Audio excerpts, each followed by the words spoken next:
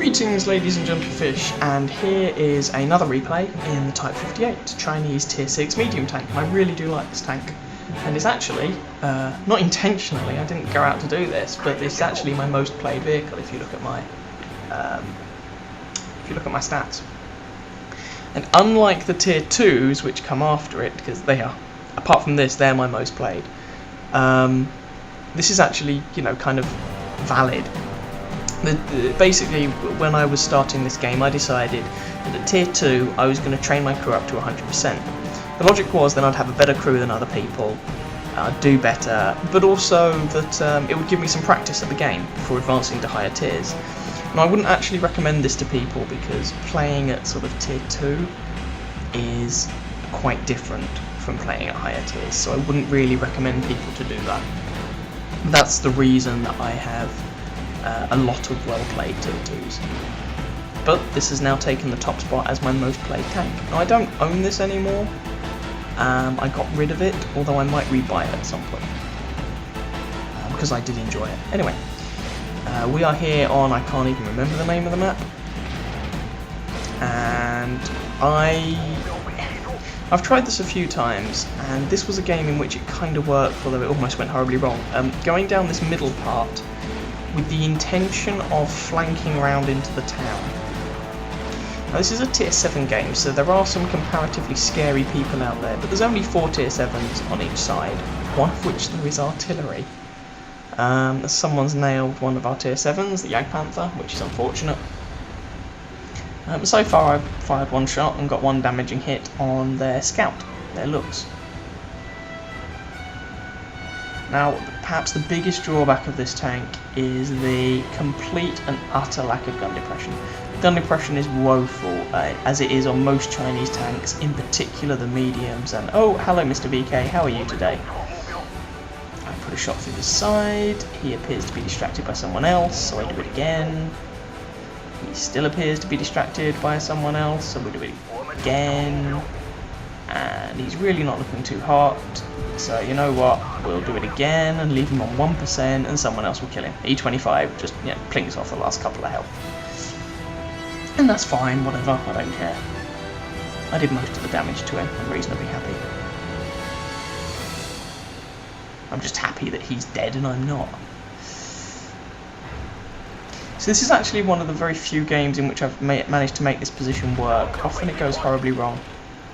But I put a shot into the scout, he's running away, he stops, trying to get a shot on him, missed. Oh, I can't be bothered with him anymore, someone will kill him. Oh, owie. We take a hit there from that Hellcat, and that is not a good position to be facing down a Hellcat.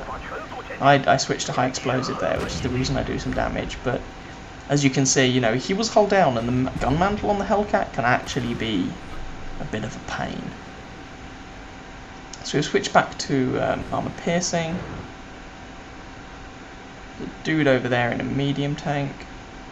Oh, T-34-85. Oh, we might have got a shot on him. And someone finally kills that scout. Whoa, YOLOing heavy o'clock. Oh, watch out. KV-1S decided to come for us. So this match is currently 6-7, it's reasonably close, and I just sort of fall back among this very lumpy, bumpy region. And I'm trying to go around and get a shot on him, but as I said, gun depression on this thing is woeful. Now, a lot of people compare this to the, oh, there we go, compare this to that machine, the T-34-85. And if you compare the two, you have to be very careful that you don't start drawing silly conclusions. So they are different machines, despite the obvious similarities. So the T-34-85 gets a arguably better gun. I think I just tracked him. Oh, he's dead.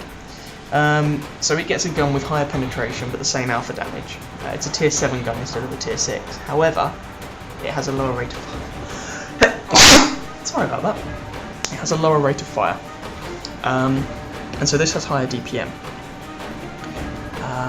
It is also more manoeuvrable, so this is kind of more a dedicated, in-your-face brawling tank, whereas the T-34-85 is a more well-rounded medium tank, and actually gets some gun depression. You know, it's not It's not American levels of gun depression, but it gets some, more than this thing. So someone's pointed out this region, sort of around the kind of C5 region, yeah, somewhere over there. And they've said, someone pay attention to it, and I went, yep, I'm on it. And I got thanked for it, which was nice. And, ooh, it's a Stug. First shot misses. And, oh, they've got a tier 7 TD in amongst our artillery, this could be bad. But apparently our artillery decide that today's the day they're going to defend themselves, and that tier 7 TD doesn't scare them, and he dies. And you can see I'm just taking this Stug apart. I mean, he's been moving, so he hasn't had the chance to properly aim, and he's dead in 3 shots. His gun has 160 average damage, a Stug has 350 health, that's 2 and a bit shots, which is what it took. So suddenly we're 11-9 up, this game's looking pretty good. And we've done, you know, a respectable amount of damage in the end. I have no idea what, oh no. Yeah, I am now loading high explosive because they have remaining 3 artillery pieces and a Hellcat. So the next tank I'm likely to meet is the Hellcat. And the Hellcat has about 16mm of hull armour. My high explosive does 280 average damage with 43 pen.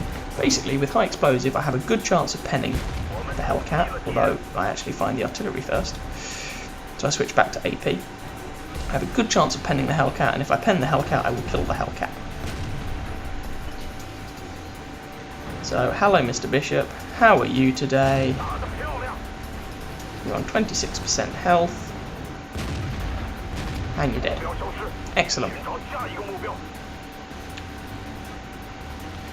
And so we've got AP loaded. Although I should probably have switched back to high explosive. And there we go, I switch back to high explosive now. And I'm going after this Hellcat, because this guy's still a threat. Hellcats can carry games, Hellcats are dangerous, they need to die. And so, I'm going to go and kill him. Hello Mr. Hellcat, 241. And suddenly that Hellcat isn't feeling too clever. And I kill him. There we go. And that's just how, you know, that's the reason I carry a few rounds of high explosive on most of my tanks. It's for targets like Hellcats, the newer German tank destroyer line, stuff like that, that really is poorly armoured. And suddenly, by using the high explosive ammunition, you can give yourself much higher DPM. And you can really, you know, chew through them very quickly. So, I now have 3 kills. Which is nice. A Stug, a Hellcat, and the Bishop artillery, and they've just got 2 artillery left. Now, that doesn't mean this game is completely in the bag, but it's looking good. So, ooh, found the SU. There's 1 shot into him. I'm always a bit wary about using high explosive against... I ammo racked him, that was entirely unnecessary. Against artillery, because often when I do it, their armor is slightly better than I think it is. Maybe it's because most of the tanks I've played have lower caliber guns. And so their high explosive ammo is just not quite as good. So, can we find the other artillery piece? Well, yeah, there we go, there he is. Right, let's go and nail him. I would quite like the kill, because then I would get the Pascucci's medal for having killed 3 artillery pieces. However, I'm very conscious of the fact that an M12 would just blat me in the face.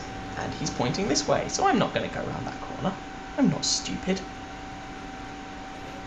You get more experience for surviving the game. And, oh god, he's coming after me, so I put 1 shot into him, and back off. Artillery has a go, I put a 2nd shot into him, and back off. Oh. And he kills me with 8% of his health left. So he was a good artillery player, to be fair to him. He saw the situation, he saw that he had to push. If he just sat there, he was going to have, you know, someone come up behind him, and that was going to be bad. And K1S just finishes him off, and the grill shoots the corpse for good measure. So that was a half-decent game. We ended up, I think we got top XP or 2nd XP on our team. We ended up doing just under 3,000 damage, which is, you know, nice for a tier 6 medium in a tier 7 game. And we didn't fire any premium ammunition or anything. We just fired a combination of armor piercing and high explosive. So, I hope you guys enjoyed that game. If you did, please feel free to catch some of my other videos or subscribe to my channel, and I wish you happy hunting on the battlefield.